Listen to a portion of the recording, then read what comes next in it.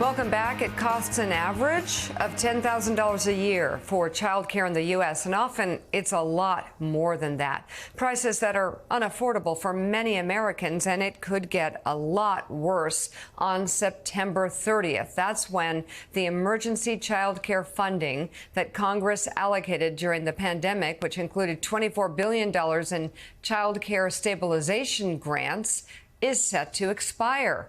Here to discuss is the editor of Forbes Women, Maggie McGrath, an MSNBC contributor and vice chair of the Forbes and Know Your Value 3050 Summit, Huma Abedin.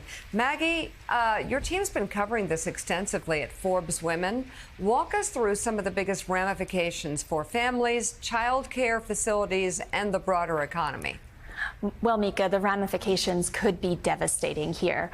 There are an estimated 70,000 childcare facilities that could close as a result of this lost funding, and more than 3 million children could lose their spots in childcare.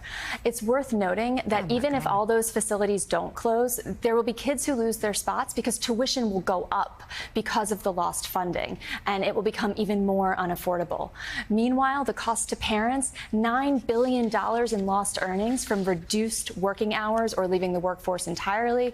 And then the cost to employers and state economies is $10 billion because of disruptions to the workforce. And I actually spoke with Reshma Saujani, the founder of Girls Who Code and Moms First, about this issue. She advocates for better policies for parents, and she says her phone is ringing off the hook from CEOs who are deeply worried about this issue. And she is encouraging all business leaders to use their platform to advocate for more support for childcare because it is the key to unlocking American innovation, a fully participating workforce.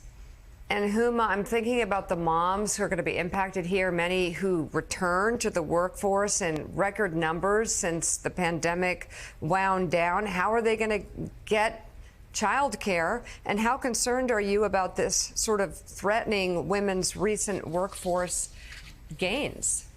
You know, I think to Maggie's point, it's not just devastating for women, but it's devastating to their families, to child care providers, and ultimately to our economy. I mean, when you think about this investment that the federal government made 2 years ago in this emergency spending, this $24 billion that you just referenced, that really at the time was kind of an experiment in that it's the largest investment the federal government has made in U.S. history that went specifically towards child care. Fast forward 2 years later, what was the impact of that investment? You have 77.8% of women between the ages of 25 and 54 who are either working or looking for work. 76% of women of working age were working as of this June.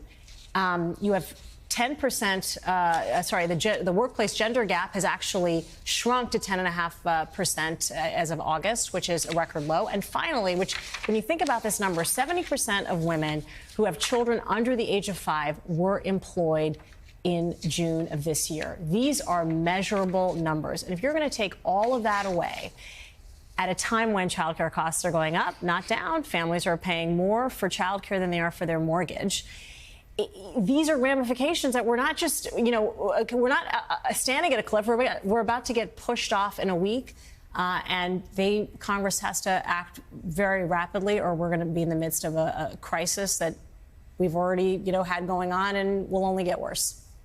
So we'll be following that. Huma, keep us posted on that. And before we go, Maggie, I want to switch gears because we do have some exciting news about Forbes and Know Your Value's upcoming 50 over 50 global lists. You remember we went global like the minute our first list went out in the U.S. because of the tremendous success. Tell our viewers the news. Yes, I am thrilled to announce that nominations for the third annual 50 over 50 Asia and 50 over 50 EMEA lists are now open. We are opening them earlier than ever before thanks to reader demand. People have wanted to submit names, so we have the ability to do that now. We are looking for women over the age of 50 who are creating their greatest professional impact in Asia, in Europe, in the Middle East, and in Africa. Our biggest rule, your birth date has to end in 1972 or earlier. If you're born in 73 or later, you're too young.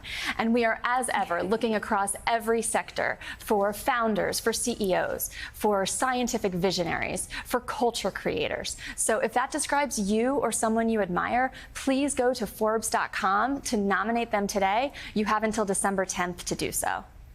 I love these lists because they flip the script on every stereotype. We are finding so many women in their 50s, 60s, 70s, 80s, and 90s reaching their greatest success and their highest impact. And yes, you cannot be on the list if you're 49 and a half. You're too young. I love being able to say that. Maggie McGrath and Huma Abedin, you're both too young. Thank you both very much. You can learn more about the 50 over 50 nominations process for our upcoming global lists at both Forbes.com and KnowYourValue.com.